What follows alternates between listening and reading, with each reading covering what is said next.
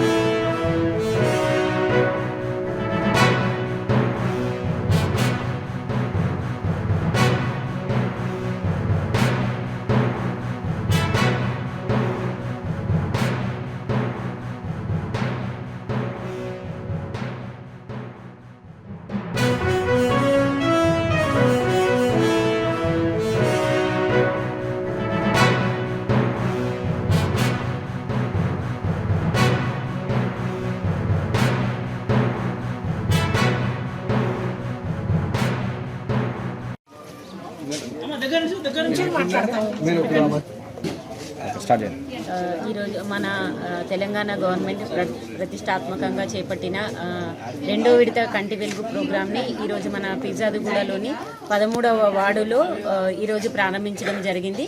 ఈ కార్యక్రమానికి ముఖ్య అతిథులుగా మన కమిషనర్ గారు, మన మేయర్ గారు వచ్చారు. ఇక్కడ అందరికీ కంటి పరీక్షలు చేయబడును.